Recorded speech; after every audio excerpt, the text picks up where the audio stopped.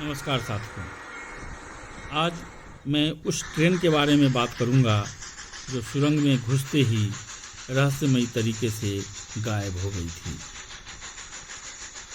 Train में सफ़र करना हर किसी को पसंद आता है। इसका सफ़र आरामदायक और सुहाना होता है, पर आज हम आपको एक रहस्यमयी ट्रेन की यात्रा के बारे में बताएंगे।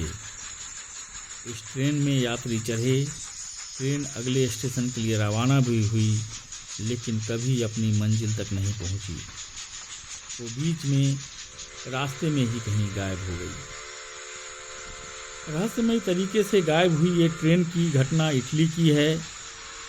बात 1911 की है, जब इटली में जेनेटी रेलवे कंपनी रेल के नए डिब्बे और इंजन बनाती थी। उसी साल जून में उन्होंने कुछ नई बोगियां बनाई थीं। इसके ट्रायल के लिए उन्होंने लोगों को मुफ्त में सफ़र करने का न्योता दिया था। इसके लिए ख़ास तौर पर विज्ञापन भी दिए गए थे। ये यात्रा एक स्टेशन से दूसरे स्टेशन तक का था। रोम स्टेशन पर इस ट्रेन को तैयार किया गया और 4 रेलवे कर्मचारी सहित 104 लोग इसमें सवार हुए यात्रा के लिए। रेल अपनी मंजिल के लिए रवाना हुई। इसी बीच रास्ते में एक सुरंग पड़ी। इस टनल में घुसते ही एक सफ़ेद धुआं सा छा गया। यहाँ इंटर होने के बाद गंतव्य तक पहुँची ही नहीं। लोग उसका इंतज़ार करते ही रह गए। सुरंग में ही गायब हो गई कहीं पर ट्रेन। गुफा में गायब हुई जेनेटी ट्रेन का यह रहस्य आज तक नहीं सुलझा है।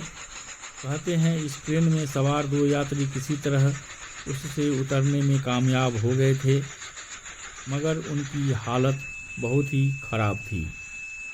बदहवासी की अवस्था में उन्हें अस्पताल में भर्ती किया गया। यहाँ इलाज होने के बाद एक तो इस बारे में बात ही नहीं की, लेकिन दूसरे ने बताया कि ट्रेन गुफा में गायब हो गई और वो कैसे उससे बाहर निकला उसे पता नहीं। कुछ लोग इसे भूतिया ट्रेन भी कहते हैं। वहीं कुछ लोगों का कहना है इस ट्रेन ने टाइम ट्रेवल किया है और ये किसी और जहां में पहुंच गई। वैसे ये पूरी रेलगाड़ी कहां गई, किसी को आज तक नहीं पता। इस हादसे के कुछ समय बाद रूस, यूक्रेन और जर्मनी में इसके डिब्बे मिलने की बात कही गई, मगर उसका कोई ठोस सबूत नहीं मिला। इस घटना के कुछ दिनों बाद एक डॉक्टर ने दावा किया था कि रोम के उसके अस्पताल में 104 लोग इलाज के लिए आए थे। सबकी हालत खस्ता थी और वो ये बताने में असमर्थ थे कि उनके साथ क्या हुआ। बस वो यही बुदबुदा रहे थे कि ट्रेन गायब हो गई। तो दोस्तों, यह एक जानकारी थी, लेकिन इसकी सत्यता की पुष्टि मैं नहीं करता। और आज के लिए बस इतना ही। जल्द ही फिर मिलेंगे एक नए वीडियो के साथ। तब तक मुझे विदा दीजिए।